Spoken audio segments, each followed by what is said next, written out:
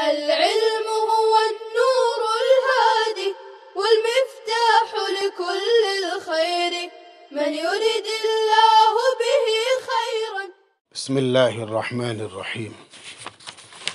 السلام علیکم ورحمۃ اللہ وبرکاتہ. عزیز طلبہ کرام، الحمدللہ اپنے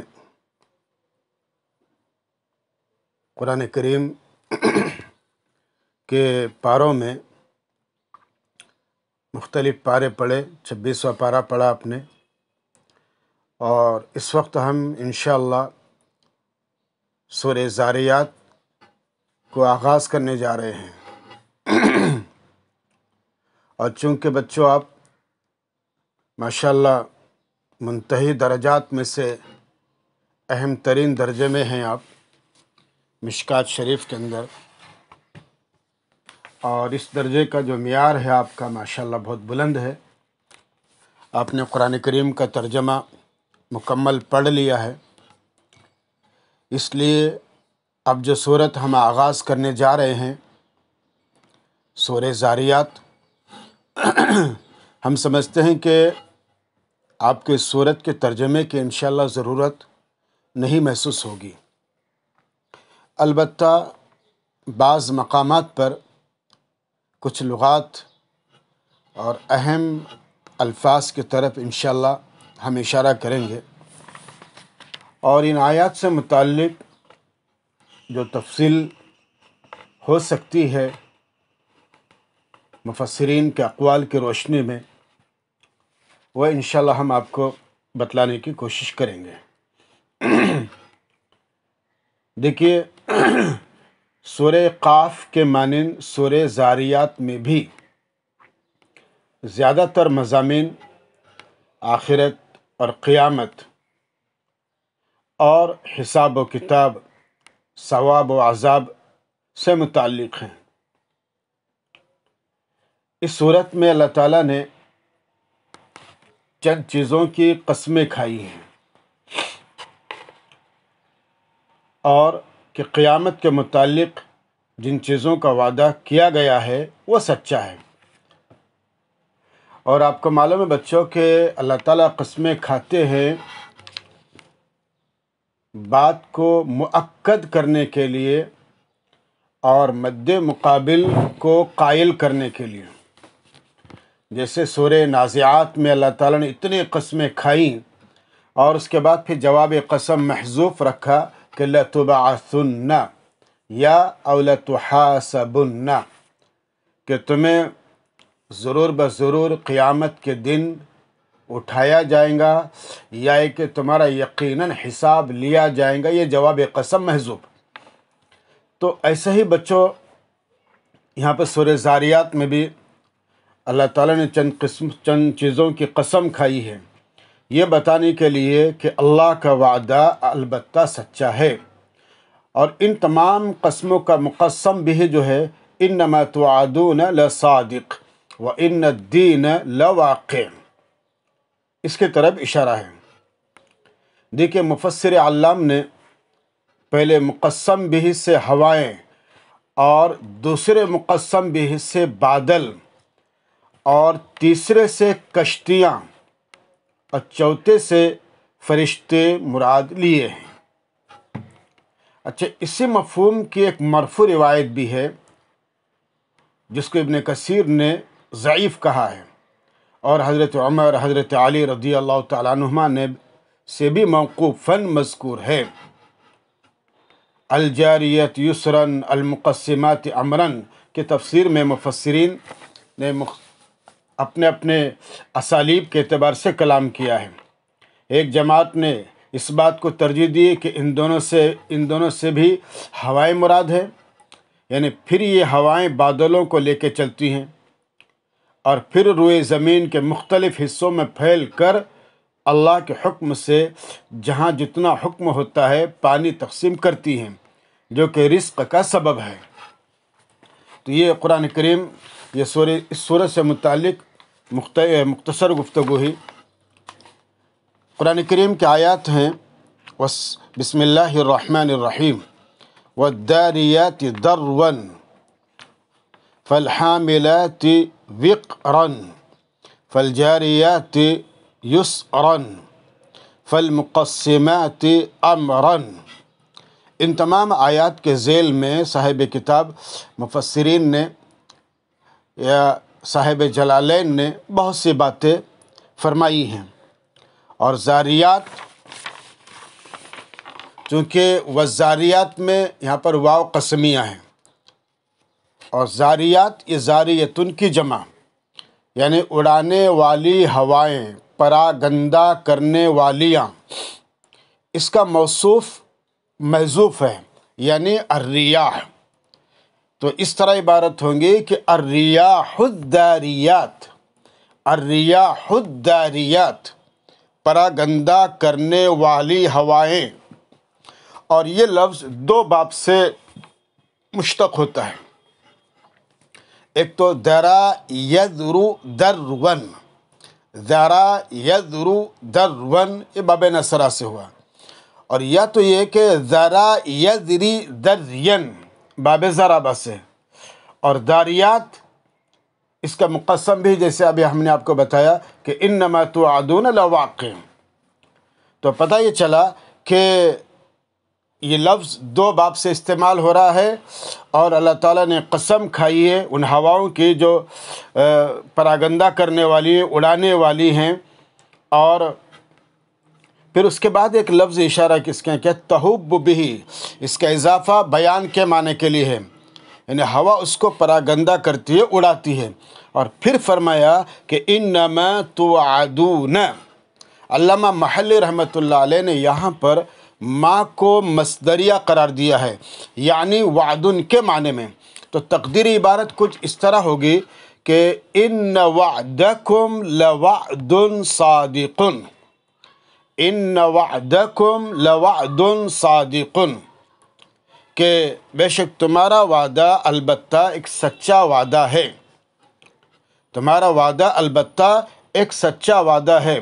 اور پھر اللہ تعالیٰ کا فرمان کہ انما لتوعدون لصادق، یہ معطوف علیہ ہے، اور ان الدین لواقع میں معطوف۔ تو اس طرح سے گویا کہ یہاں پر کلام میں تاکید پیدا ہو گئی۔ اچھا، انما میں ما کو اگر موصولہ قرار دیا جائے اور توعدون جملہ ہو کر صلہ ہو، تو عائد محذوف یعنی ای بھی جملہ ہو کر ان کا اسم اور لصادقون ان کی خبر، اور ان حرف مشبہ بالفعل۔ تو اس طرح سے یہ جملہ بنے گا۔ اس کے بعد دیکھیے مختصر آپ کے لغت ہے، والسماء ذات الحبک، یہاں پر بھی واو قسمیہ ہے، اور آپ کے قسمیہ بمعنی جار، یعنی اقسم السماء، اور موصوف الحبک، تو صفت موصوف با صفت جملہ ہو کر جواب قسم، اور حبک یہ حبیکتن کی جمع ہے، جیسے طرق طریقتن کی جمع، اس کے معنی راستہ، پانی کی لہر، ریت میں ہوا کی وجہ سے پڑنے والے نشانات۔ اور بعض اہل لغت نے حبک کو حباکن کی جمع قرار دیا ہے، جیسے مثل کی جمع مثال، اور حبیکتن و حباکن ستاروں کی گزرگاہ کو بھی کہتے ہیں۔ یہ صاحب اعراب القرآن نے اور لغات القرآن نے ذکر کیا ہے۔ اس کے بعد دیکھیے کہ قرآن کریم کی آیت ہے کہ یؤفک عنہ من افک۔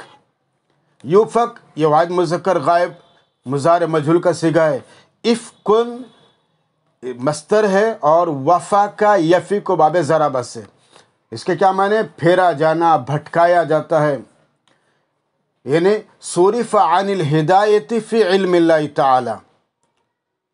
اچھا، اس اعتبار سے یہاں پر بچوں اس لغت کے اعتبار سے ایک سوال ہوتا ہے کہ یؤفک من افک سے، یؤفک من افک سے یہ معلوم ہوتا ہے کہ جو بھٹکا ہوا ہے اس کو بھٹکایا جائے گا۔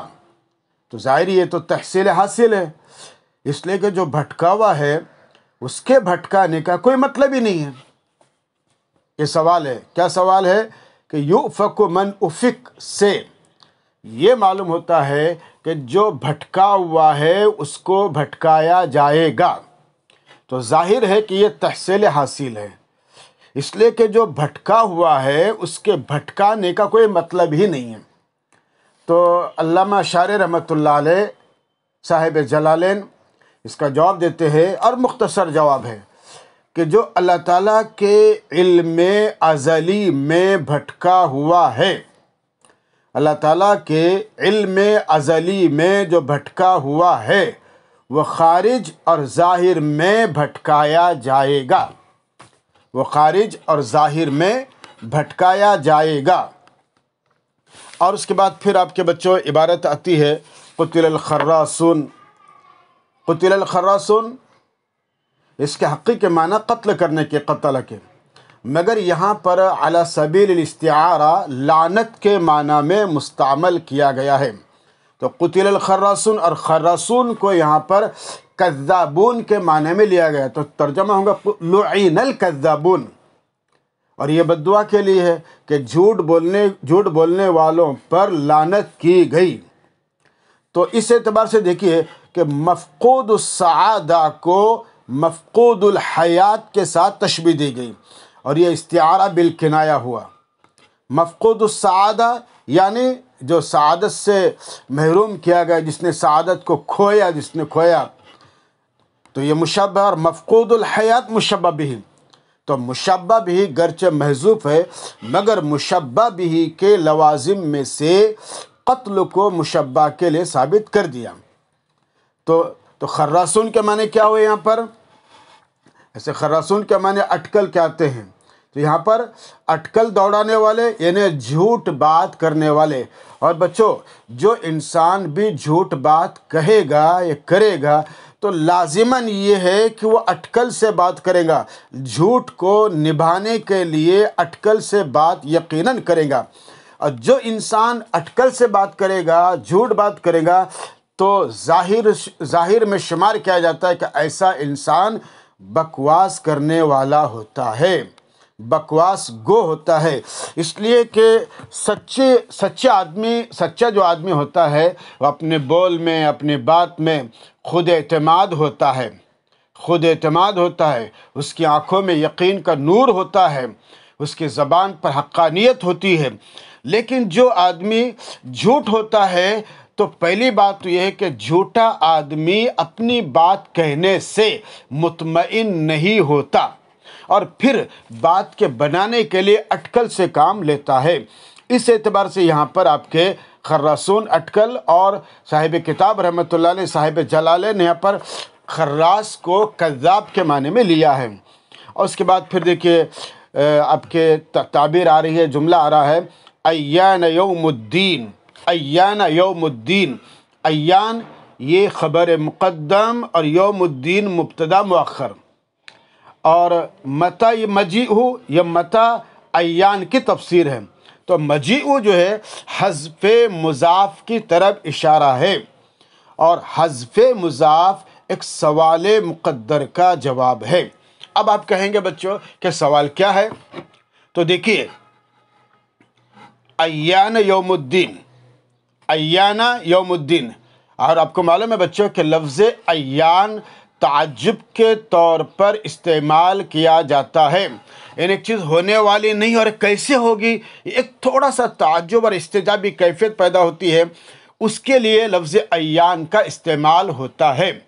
اب یہاں پر مشرکین نے سوال کیا ایان یوم الدین، یہ سوال مشرکین کی طرف سے، اور قرآن کریم نے اس کا جو جواب دیا ہے، کیا جواب دیا ہے؟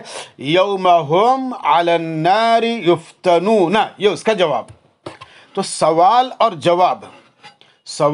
جواب دونوں زمان ہیں، اور زمان کا جواب زمان سے نہیں ہوتا بلکہ زمان کا جواب حدث سے ہوتا ہے۔ تو مفسر رحمۃ اللہ علیہ نے اسی سوال کے جواب کے لیے لفظ مجیء مضاف محذوف مانا ہے، تاکہ زمان کا جواب اخبار بالزمان سے ہو جائے، زمان کا جواب اخبار بالزمان سے ہو جائے۔ اچھا، ایان یوم الدین کے اندر تعیین وقت کا سوال ہے، اس کو اچھی طرح سمجھے بچوں کہ ایان یوم الدین میں تعیین وقت کا سوال ہے، اور اس کا جو جواب آ رہا ہے یوم ہم علی النار یفتنون، جو کہ مبہم اور غیر متعین ہے، اور یہ درست نہیں۔ سوال غالباً آپ سمجھ گئے ہوں گے کہ ایان یوم الدین میں تعیین وقت کا سوال ہے، اور اس کا جواب ہے یوم ہم علی النار یفتنون، جو کہ مبہم ہے اور غیر متعین ہے۔ تو شارح رحمۃ اللہ علیہ نے، صاحب جلالین نے اس کا جواب دیا ہے کہ مشرکین مکہ کا سوال چونکہ علم و فہم کے لیے نہیں تھا، اور ہم نے غالباً آپ کو بتایا بھی ہوں گا اس سے پہلے کہ مشرکین جو سوال کرتے تھے وہ طلب معلومات کے لیے نہیں ہوتا تھا، بلکہ اللہ کے نبی صلی اللہ علیہ وسلم کی نعوذ باللہ استہزاء کرنے کے لیے۔ اور یہاں پر یہی ہے کہ مشرکین مکہ کا سوال علم اور فہم کے لیے نہیں بلکہ بطور استہزاء کے تھا، اسی لیے حقیقتاً جواب کے بجائے صورتاً جواب دیا تاکہ سوال اور جواب میں مطابقت ہو جائے، اور پھر ان کو پتہ چل جائے کہ قیامت بہرحال ہوں گی، اور کب ہوں گی؟ یوم ہم علی النار یفتنون۔ تو اس اعتبار سے آپ کے اس کا سوال کا جواب ہو گیا ہے۔ اچھا، اس کے بعد جب بچوں یہاں پر ہے یفتنون کا صلہ علی لایا گیا، یہاں پر یفتنون کا صلہ علی لایا گیا، اور چونکہ یفتنون یعرضون کے معنی کو متضمن ہے، اس لیے یفتنون کا صلہ علی لایا گیا ہے۔ اور اس کے بعد پھر مختلف اور لغات ہے جو ماشاءاللہ جس کو آپ جانتے ہیں۔ اس کے اندر آپ بھی دیکھیے ایک لغت جس کے اندر ہے کہ تجری فیہا، اس کے اضافے کا مقصد اس سوال کا جواب ہے کہ اللہ تعالیٰ کے قول ان المتقین فی جنات وعیون سے یہ معلوم ہوتا ہے کہ متقی لوگ چشموں میں ہوں گے، حالانکہ چشموں میں ہونے کا یا رہنے کا کوئی مطلب نہیں ہے۔ تو مفسر علام رحمۃ اللہ علیہ نے تجری فیہا کہہ کر اس کا جواب دیا، اور اس کا محصل یہ ہے کہ متقی ایسے باغات میں ہوں گے جن میں نہریں جاری ہوں گی۔ اور اس کے بعد پھر جناب من آپ کے فرمایا آخذین، یہ ان کی خبر محذوف کی ضمیر سے حال ہے۔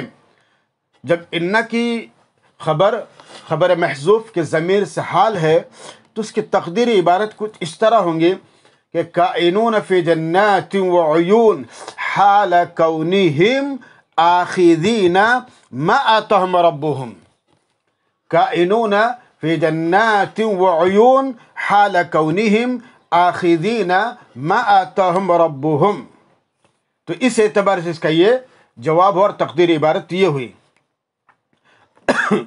اور اس کے بعد کے پھر لفظ ہے کہ من الثواب، یہ ما کا بیان ہے یہ، اور یہجعون، ہجع یہجع، یہ ہجوعن سے رات کے سونے کو کہتے ہیں، ہجوعن رات کے سونے کو کہتے ہیں، اور وبالاسحار یستغفرون کے متعلق ہے، اور با یہاں پر بمعنی فی، اور اسحار سحر کی جمع رات کے سدوس سے اخیر کو کہتے ہیں۔